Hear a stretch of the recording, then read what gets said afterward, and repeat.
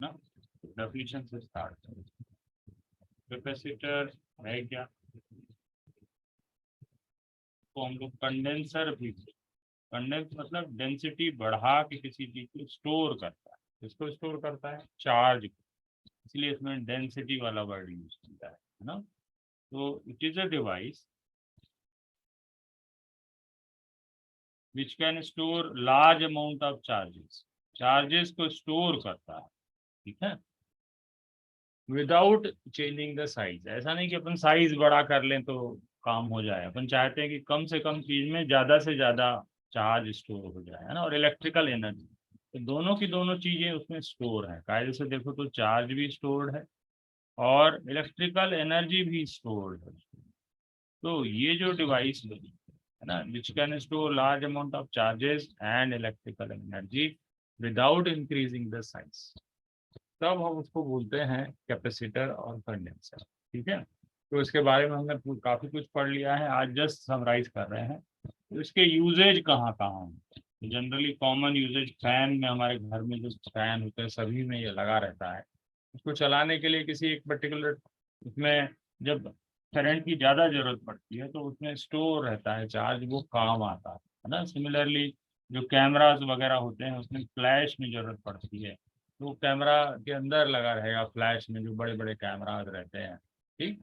फिर next number पे आता है जितने भी एसी सर्किट्स होते हैं जिसमें ज़्यादा करंट की जरूरत पड़ती है, उस सब में इसको लगा देते हैं। तो इस तरह से हमने तीन चार चीज़ें देख ली। एक रेडियो रिसीवर होता है ना, इसमें भी लगा रहता है। तो ये सब एक्स्ट्रा ऐसा समझ लो जानकारी हो गई हमारे लिए।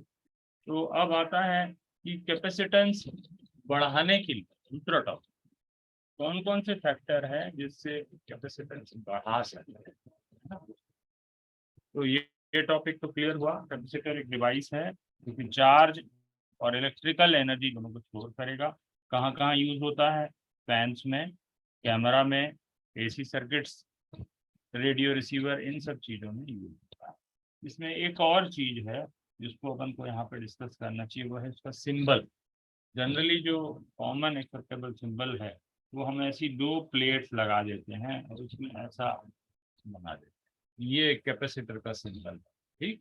फिर एक और सिंबल जो अभी मुझे याद आया वो ये है बेटा, कि अगर हम इसमें ऐसा एरो लगा दें तो ये वेरिएबल कैपेसिटर है ना, जिसकी कैपेसिटेंस हम बदल सकते हैं, ऐसा समझ लो। तो ये हुआ वेरिएबल कैपेसिटर। ये लगभग वैसे ही है जैसे हमने रेजिस्टेंस के लिए देखा, ठीक है। जैसे देखो, अगर हम ऐसा एक सिंबल बनाएं तो ये एक रेजिस्टेंस को शो करता है। अगर हम इसमें ऐसा एक एरो लगा दें then it shows variable resistance that is known as, किसी को नाम याद है? सोचो जरा, वेरिएबल रेजिस्टेंस को हम क्या कहते हैं? मैंने बस, रियोस्टेट। हाँ बेटा सही, रियोस्टेट, है ना। इसको हम लोग रियोस्टेट बोलते हैं, ठीक है। तो इस तरह से इसका नाम तो मुझे नहीं पता है, बट ये कैपेसिटर है। जब हम कैपेसिटी को वेरी कर पा रहे हैं तो हम ऐसा एक एरो लगा देते हैं, that means capacity can be varied for this capacitor. Similarly variable resistance का एक और सिंबल होता है, वो भी अपन को जानना चाहिए, है ना। ऐसा एक एरो लगा के इसमें एक स्लाइडर जैसा लगा देते हैं। तो रियोस्टेट के दो सिंबल हैं, एक ये भी है, ये भी है, दोनों चल जाते हैं। जनरली इसको RH से लिख देते हैं, है ना। तो it is a variable resistance whose resistance can be varied, ठीक है। इस तरह से हमने इसको पढ़ा।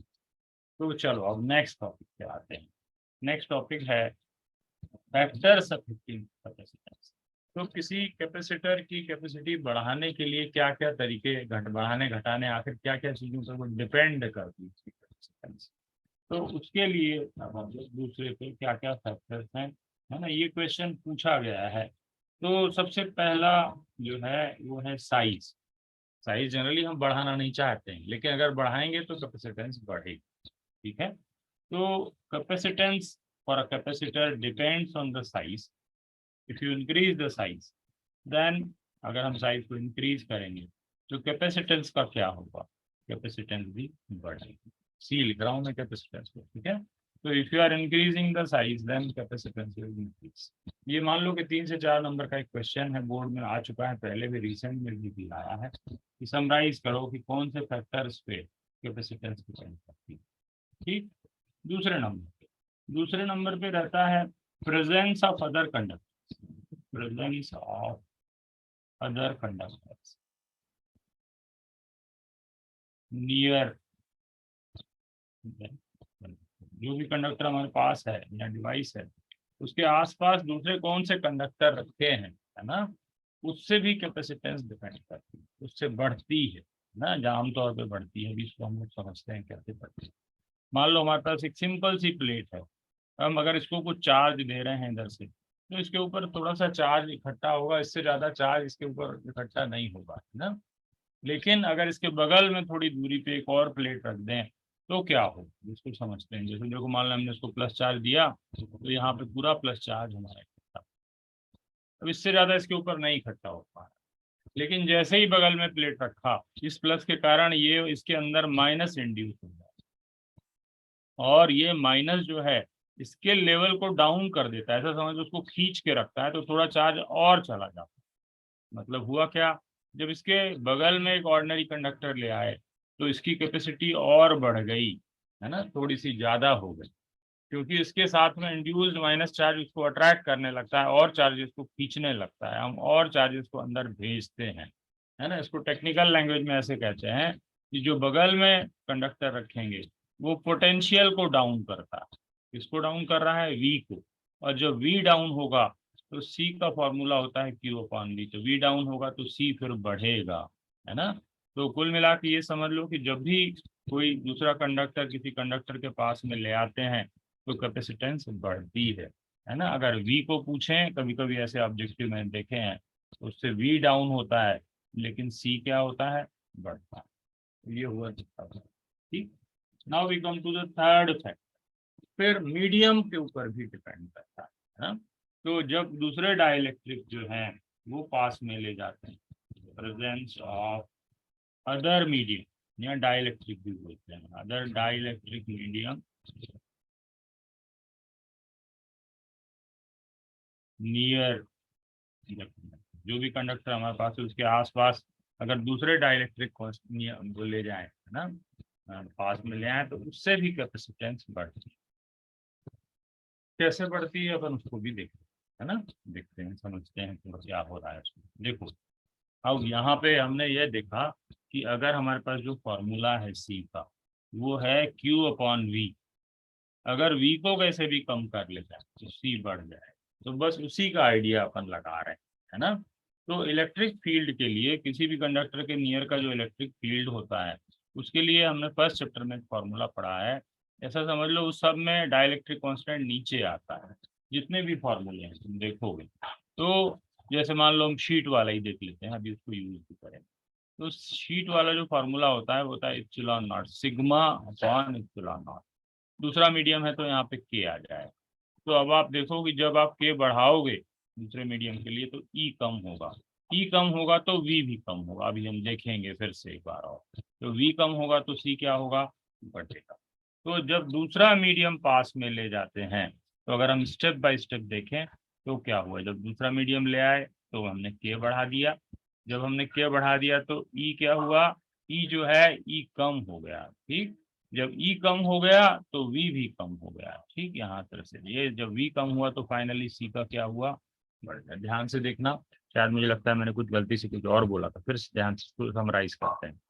दूसरा डाइलेक्ट्रिक मीडियम बोलते हैं, लगाते हैं तो के बढ़ता है, के बढ़ता है तो यहाँ के बढ़ेगा तो ई कम होगा, ई कम होगा, ई कम होगा तो वी कम होगा, वी मतलब पोटेंशियल। अब जब भी पोटेंशियल कम होता है इस फॉर्मूले के हिसाब से सी जो है बढ़, ये तीन मेन फैक्टर हैं, है ना, जिसको कि हम लोग ऐसा अगर पूछा जाए कि what are the factors on which capacitance depends, तो ये तीनों फैक्टर को हमको शॉर्ट में बताना चाहिए। बोलेंगे साइज बढ़ा देंगे तो भी कैपेसिटेंस बढ़ेगी, आसपास में दूसरे कंडक्टर किसी कंडक्टर के पास में रख देंगे तो भी कैपेसिटेंस बढ़ेगी, एक लाइन और लिखना चाहें तो कहेंगे कि पोटेंशियल डिक्रीज होता है and therefore capacitance increases.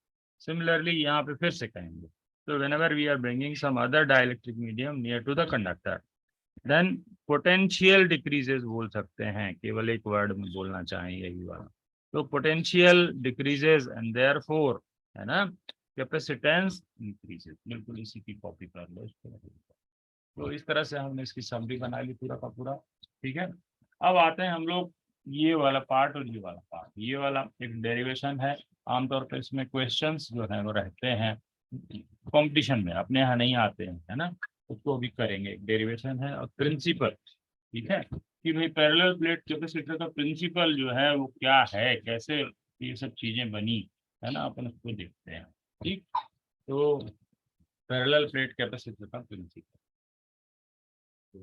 Principle of capacitor और पैरेलल।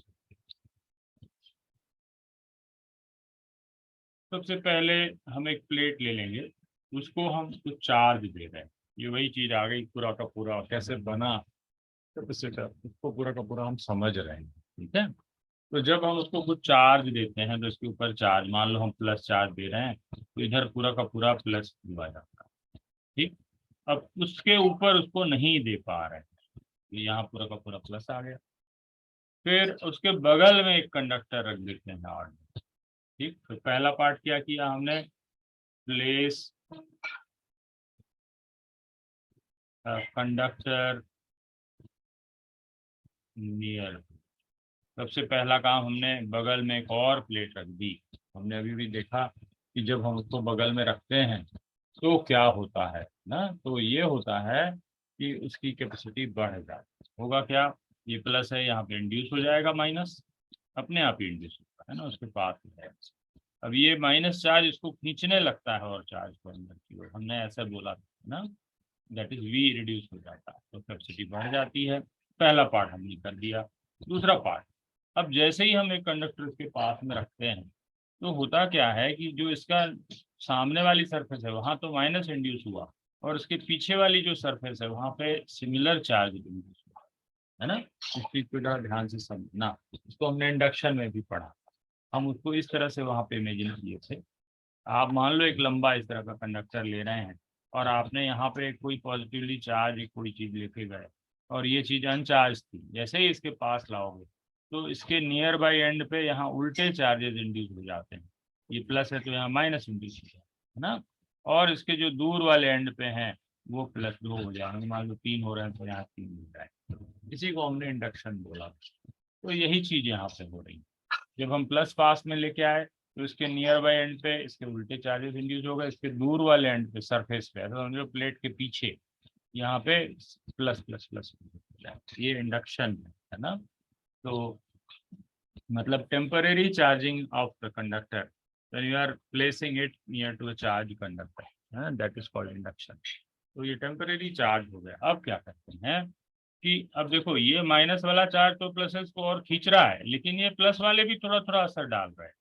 वो क्या कर रहे हैं, इनको रिपेल कर रहे हैं। तो इसके असर को वो थोड़ा कम कर रहे हैं माइनस वाले को। तो हम लोग यहाँ पे क्या करते हैं, इस वाले एंड पे हम अर्थिंग लगाए। अर्थिंग को इस सिंबल से दिखाया जाता है। तो इससे क्या होगा कि ये जो प्लस है इधर वाली सरफेस, ये माइनस नहीं जाएगा। क्यों नहीं जाएगा, क्योंकि ये इसके अट्रैक्शन में इधर फंसा हुआ है, इसको बाउंड चार्ज बोला जाएगा। ठीक, तो ये जो बाउंड चार्ज है ये तो इधर बंधा हुआ है, ये जो पीछे का फ्री प्लस है वो पूरा का पूरा ग्राउंड में चला जाएगा, अर्थ में, है ना। तो अब यहाँ पे देखो क्या हुआ, अब यहाँ पे इस प्लेट पे केवल माइनस बचा, और ये माइनस इस प्लस को अच्छे से अट्रैक्ट कर रहा है और आने के लिए उसको प्रेरित कर रहा है, इंड्यूस कर रहा है। तो दूसरा हमने क्या करा, earthing of the near by conductor.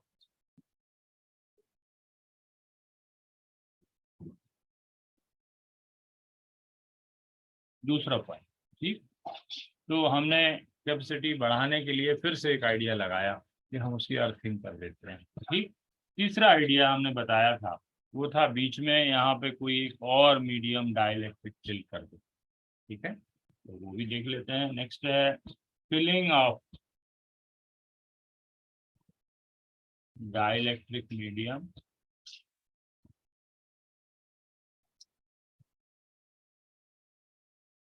In between the plates. दोनों प्लेट के बीच में कोई डाइलेक्ट्रिक मीडियम कर देते हैं, है ना। दूसरा एयर के अलावा, तो जब हम डाइलेक्ट्रिक मीडियम रखेंगे तो एयर से सबका के जो है हमेशा एयर से ज्यादा ही होता है। एयर का सबसे कम होता है, होता है 1, बाकी मीडियम का ज्यादा है। जैसे ही आप रखोगे यहाँ पे के, तो के इंक्रीज हुआ, के इंक्रीज होने से मैंने बताया था वही चीज अपन को लिखना है कि इलेक्ट्रिक फील्ड और पोटेंशियल दोनों कम हो जाते हैं, और जैसे ही पोटेंशियल डाउन होता है तो कैपेसिटेंस क्या होती है, इससे कैपेसिटेंस जो है वो बढ़ती है। ठीक है, तो ये चीजें आप प्रिंसिपल में लिखना है अपन को, जब कभी पूछा जाए कि पैरेलल प्लेट कैपेसिटर या कैपेसिटर का प्रिंसिपल क्या है, कैसे बनाया गया है ना, तो हम लिखेंगे कि हम एक प्लेट लेते हैं, उसको कुछ चार्ज देते हैं, अब उसके बाद में उसकी एक लिमिटेड कैपेसिटी है, हम उसके नियर बाई में एक सिंपल कंडक्टर रख देते हैं, उससे उसकी कैपेसिटी बढ़ जाती है इंडक्शन के कारण। ठीक, फिर नेक्स्ट अब हम क्या करते हैं कि जो नियर बाई कंडक्टर है उसकी अर्थिंग कर देते हैं, जैसे कि उसके फार्दर एंड पे जो अपोजिट ये सिमिलर चार्जेस थे प्लस वाले वो ग्राउंड में चले जाएं। ठीक, फिर तीसरा नंबर, हम जो बीच का मीडियम है वो डाइलेक्ट्रिक से फिल कर देते हैं, तो जिससे कैपेसिटी बढ़ जाए। ठीक, तो ये इस तरह से ये पूरे के पूरे पॉइंट हो गए। अब हम लोग इसके बाद आते हैं, जो ऐसा समझ लो कि आज का जो लास्ट टॉपिक है मैंने प्लान किया हुआ है, एक दिन का और है कल का, तो आज का लास्ट टॉपिक है वो डेरिवेशन है बेटा। वो कभी आता नहीं अपने एमपी बोर्ड में, लेकिन उस पर न्यूमेरिकल तुमको कंपटीशन में जरूर मिलता है ना, उसको अपन डिस्कस करते हैं। और कठिन नहीं है, पर हाँ थोड़ा लेंदी तो है थोड़ा सा, तब उसको देख लेते हैं। तो अब इसमें जो है अपन इसको क्या करेंगे, यहाँ पे इसका नाम लिखते हैं डेरिवेशन का, capacity capacitance of a parallel plate capacitor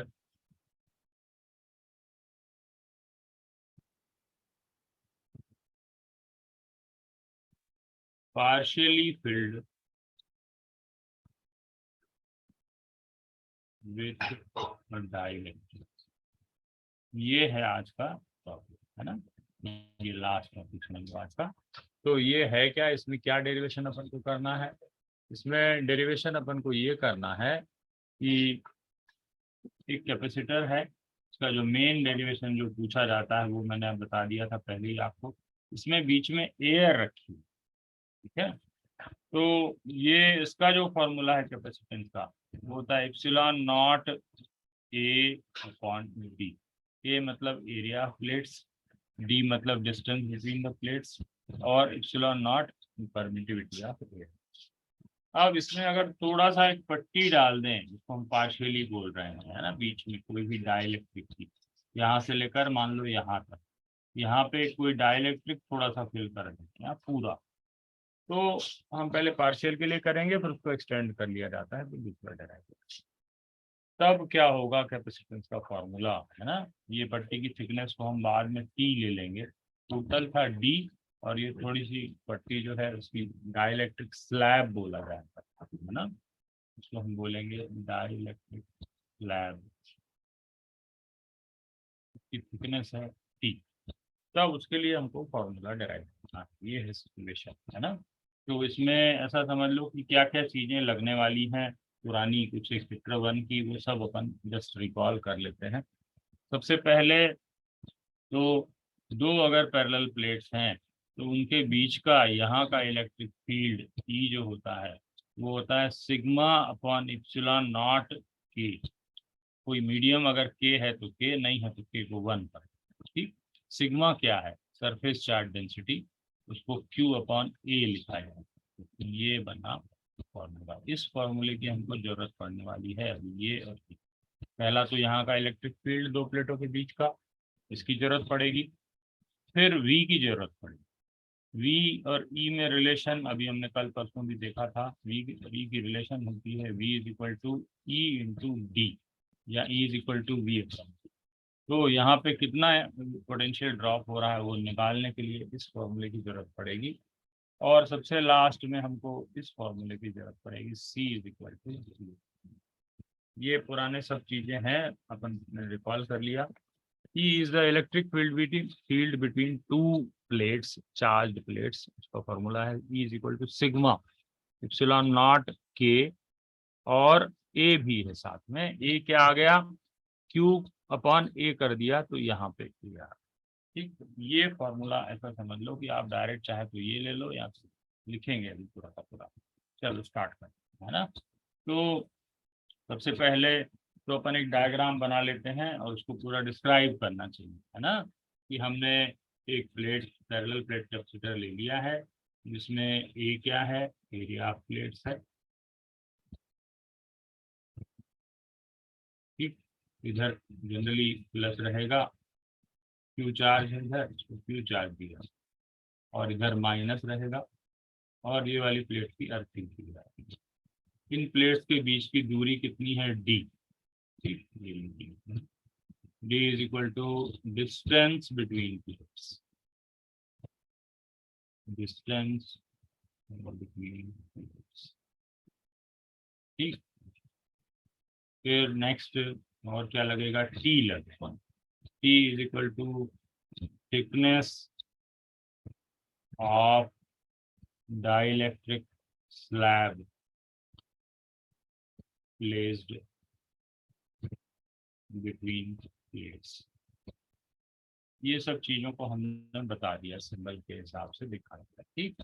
अब हम लोग एक एक करके स्टार्ट करेंगे पूरा का पूरा, ठीक है। ये मैं मिटा देता हूँ, यहाँ पे डायग्राम को थोड़ा सा और बड़ा करना पड़ेगा थिकनेस दिखाने के लिए, है ना, उसमें दिखने रही स्लैब, तो अपन डायग्राम को बड़ा करते हैं।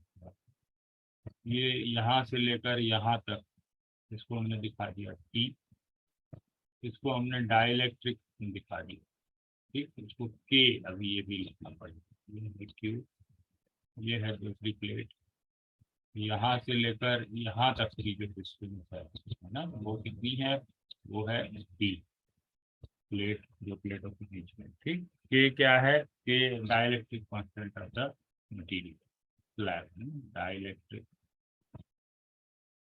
Constant of slab.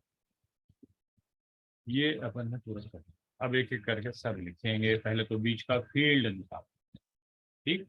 ई, यहाँ का फील्ड ई, ना तो 1 और 2 कर देते हैं। मान लो हमने इसको कर दिया E1 और इसको कर दिया E2 है एयर का अंदर का फील्ड, और E1 स्लैब के अंदर का फील्ड, E2 लिख लिया।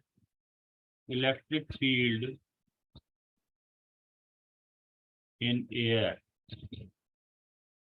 इसका फॉर्मूला हमने बताया था, sigma upon epsilon not, epsilon not sigma upon epsilon not, ठीक है। अब इसमें सिग्मा की वैल्यू रखनी पड़ेगी, सिग्मा की वैल्यू कितनी होगी, क्यू अपॉन ए, सरफेस चार्ज डेंसिटी, ये होगा क्यू अपॉन ए, ये हुआ एयर का इलेक्ट्रिक, ठीक, यहाँ पे। अब इसी तरह से E1 निकाल, E1 क्या होगा, E1 होगा electric field in the slab, slab के अंदर कितना इलेक्ट्रिक फील्ड है। अब बस उसमें अंतर यहाँ पे क्या आएगा, इस वाले फॉर्मूले में हमको यहाँ के लिखना, ठीक। तो हमने लिखा sigma upon epsilon not into के। अब फिर से वही वैल्यू लिख देते हैं, Q upon epsilon not a, और साथ में के और ठीक। ये हो गया ये पहला पार्ट। अब हमको V निकालना है, यहाँ से लेकर यहाँ तक कितना पोटेंशियल डिफरेंस है। तो पोटेंशियल डिफरेंस यहाँ अलग होगा और यहाँ अलग।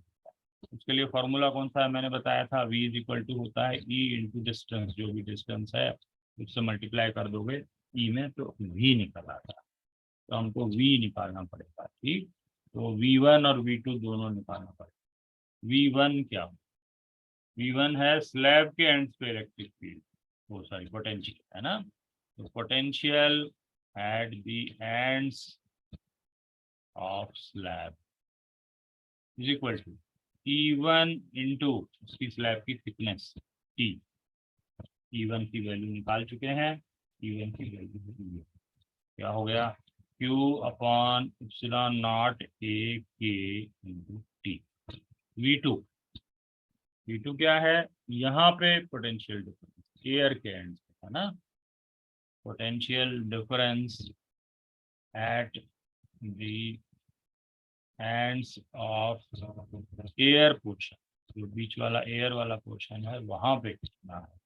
फिर से वैसे ही करना पड़ेगा, E इंटू डी, तो V का भी E2 है और उसकी डिस्टेंस कितनी है, टोटल था D, ये था T, इसकी डिस्टेंस हुई डी माइनस E2 की वैल्यू रख देते हैं, E2 की वैल्यू ये Q upon epsilon not a into D minus total potential difference between the plates. V is equal to total potential difference between plates. दोनों को ऐड करना पड़ेगा, V1 प्लस V2। अब इसको आगे ऐड करते हैं, फिर आगे बस हो गया ये पूरा। तो देखो, तो समरी क्या थी? समरी ये थी कि पुरानी चीजें लगी, कौन सी वाली? इलेक्ट्रिक फील्ड वाली, मीडियम का इलेक्ट्रिक फील्ड, एयर का इलेक्ट्रिक फील्ड, फिर उसको टी से डिस्टेंस से मल्टीप्लाई किया तो पोटेंशियल डिफरेंस, है ना? यहाँ तक आ गए। फिर इसके बाद अब आगे बस दो स्टेप और हैं पूरा। Now we just add 1 and 2, इनको ऐड कर दो। V1 है Q T upon epsilon not A K, epsilon not A के प्लस V2 ये है Q into D minus T upon epsilon not a. ठीक, अब हमको C चाहिए, कैपेसिटेंस। तो कैपेसिटेंस कितनी है? C होगी Q अपॉन V। कैपेसिटेंस का फॉर्मूला हमेशा यही यूज करते हैं, याद करना। तो Q को इससे डिवाइड कर देना है, तो Q डिवाइडेड बाई ये पूरा का पूरा एक्सप्रेशन, है ना?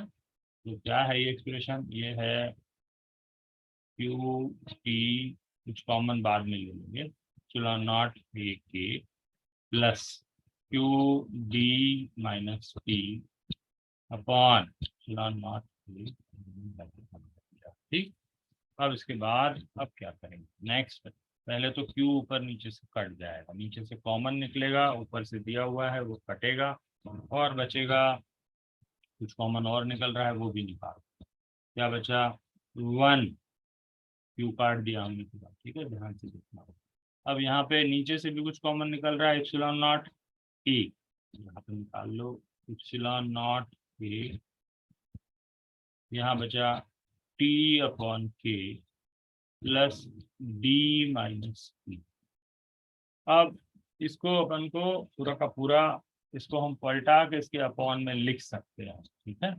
तो हम क्या कर रहे हैं, यहाँ पे इसको हमने पलटा दिया और उसके बाद फिर सॉल्व करेंगे। क्या बनेगा? ये बनेगा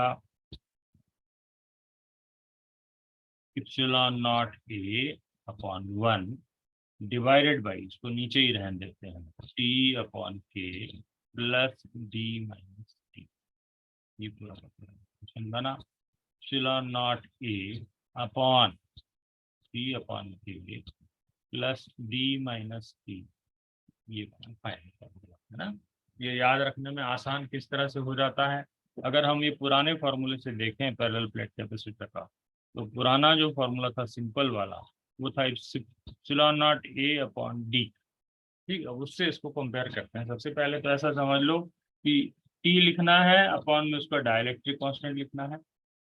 ये एयर है, इसकी थिकनेस कितनी है? डी माइनस टी, उसके नीचे उसका डाइलेक्ट्रिक कांस्टेंट ऐसे लिखना है, तो ये पूरा फॉर्मूला तैयार हो जाता है। जैसे इसको देखो पुराने वाले को, एप्सिलॉन नॉट ए तो है उसमें ऊपर, अपॉन में डी है, पूरे में एयर था, उसके नीचे 1। अब जितने जितने पार्ट होंगे वैसा लिख लेते हैं तो वो बन जाता है। फिर से बोल रहा हूँ, ध्यान से सुनना। ऊपर तो ये लिखना है एप्सिलॉन नॉट ए, नीचे जितने जितने पोर्शन है उनकी थिकनेस अपॉन उसका डाइलेक्ट्रिक कांस्टेंट लिखना है। जैसे इसकी थिकनेस है टी, इसका डाइलेक्ट्रिक कांस्टेंट है के, तो टी अपॉन के प्लस ये है एयर वाला पोर्शन, इसकी थिकनेस है डी माइनस टी, नीचे उसका डाइलेक्ट्रिक कांस्टेंट 1। तो ये इस तरह से तैयार हो जाता है ना, इसका एक जनरल फॉर्म बन जाता है, जो कि कुछ क्वेश्चन मिलते हैं कंपटीशन में, उसमें इजीली इसको यूज करोगे तो हो जाता है। तो क्या है, मान लो बहुत सारी स्लैब्स लगी हैं, ठीक है, ये स्लैब है, इसकी थिकनेस है T1, डाइलेक्ट्रिक कांस्टेंट है K1, फिर T2 थिकनेस का एक और डाइलेक्ट्रिक कांस्टेंट है K2 एंड सो ऑन। ठीक, तब उसके लिए इसी को देख के हम लोग बना लेते हैं। कैपेसिटेंस क्या बनेगी? Epsilon not A upon T1 upon K1, T2 upon K2 plus T3 upon K3, पूरा का पूरा जहां तक जितने भी पार्ट हैं उसके वो सब लिखने हैं, और इस तरह से जनरल फॉर्म बन जाता है ना। ये अगर आप याद रखोगे तो ये इजीली बन जाता है, और एयर वाला भी इसी से बन जाता है। ठीक है, तो इस तरह से ये कैपेसिटर वाला पोर्शन क्लियर हुआ। अब हम लोग जो है कल एक पोर्शन और है ना, जो उसको करेंगे तो ये चैप्टर पूरा हो जाए। ठीक है बेटा, तो उसके बाद जो है अपन लोग क्लोज कर रहे हैं आज के लिए। तक ठीक है बेटा, चलिए।